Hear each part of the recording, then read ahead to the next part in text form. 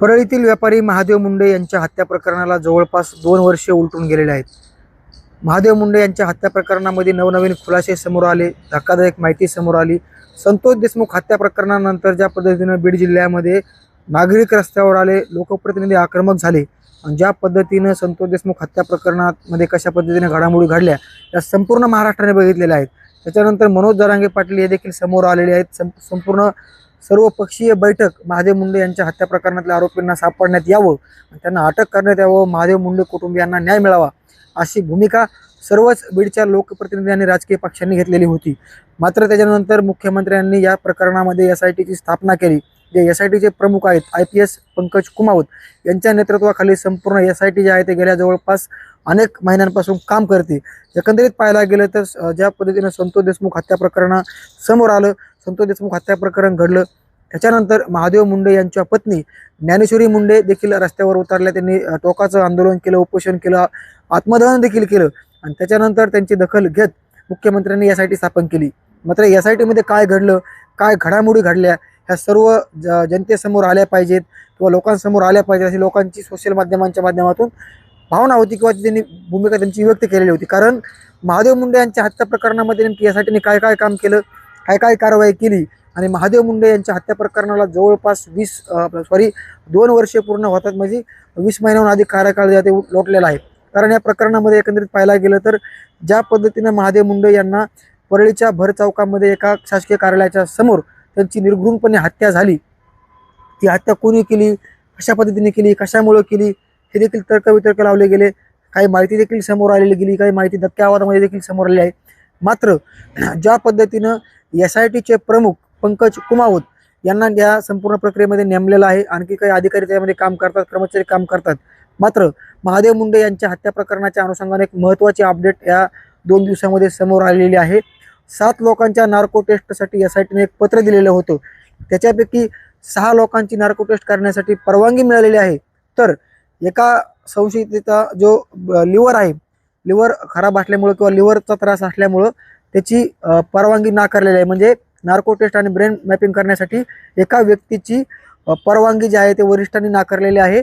तर 6 व्यक्तींची narco taste आणि ब्रेन मॅपिंगसाठी परवानगी दिलेली आहे.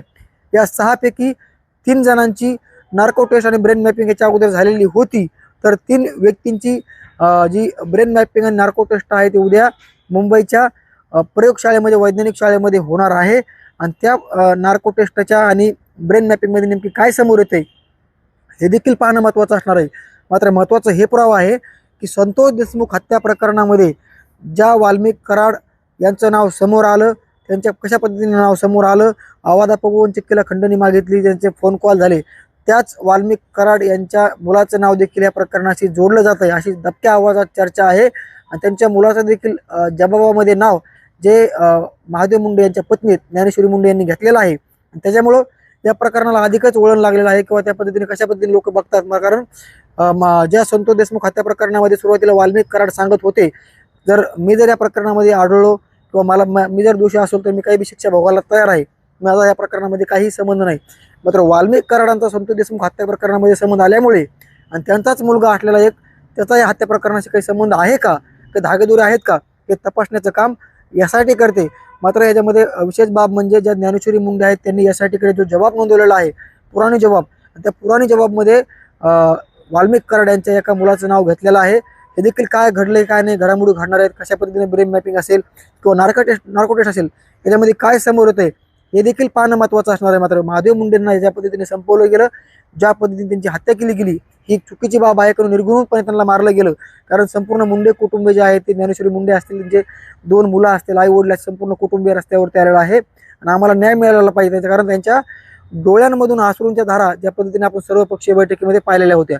मात्र त्यांना न्याय मिळतोय का, नेमक्या प्रकरणामधले खरोखर आरोपी आहेत त्यांच्यापर्यंत प्रशासन पोहोचतंय का, आणि खरोखरच महादेव मुंडे यांच्या हत्या प्रकरणातील नेमकी फाईल कधी बंद होईल हे देखील पाहणं महत्त्वाचं असणार. कारण अनेक वर्षे जे आहे त्याला लोटले. कारण ज्या पद्धतीनं 2 वर्ष होऊन गेलेले आहेत, एकतर सुरुवातीलाच ज्या पद्धतीने महादेव मुंडे यांची हत्या झाली, FIR दाखल करण्यामध्ये डिले, आरोपींना शोधण्यासाठी डिले, म्हणजे या संपूर्ण घडामोडीमध्ये डिले झालेला आहे. आणि जे प्रकरण होतं, जे प्रकरण फाईल बंदकडे गेलेलं होतं, मात्र ज्या पद्धतीनं बीड जिल्ह्यामध्ये उठाव झाला, या प्रकरणाचा संपूर्ण कुटुंबियांनी आक्रोश केला आणि याच्यानंतर पुन्हा तपासाचे चक्र जे आहे ते बीड पोलिसांनी फिरवलेले आहेत. आणि पंकज कुमावत जे IPS अधिकारी आहेत, ते SITचे प्रमुख आहेत आणि त्याच पंकज कुमावत यांनी या संपूर्ण प्रकरणाला गती देत जवळपास आता ते शेवटच्या टप्प्यापर्यंत पोहोचलेले आहेत. नार्को टेस्ट, ब्रेन मॅपिंग आणि आरोपींचा शोध हे संपूर्ण येणाऱ्या काळामध्ये समोर येणार आहे. आणि महादेव मुंडे यांच्या हत्या प्रकरणामध्ये नक्कीच पोलीस चांगली भूमिका घेतील किंवा काम करतील असा देखील आता विश्वास कुटुंबियांनी व्यक्त केलेला आहे. त्यांनी थेट म्हटलेलं आहे की पंकज कुमावत यांच्यावरती आमचा विश्वास आहे, तो योग्य तपास करत आहेत आणि नक्कीच ते आम्हाला न्याय देतील अशी भूमिका किंवा अशी प्रतिक्रिया माध्यमांशी बोलताना ज्ञानेश्वरी मुंडे यांनी व्यक्त केलेली आहे.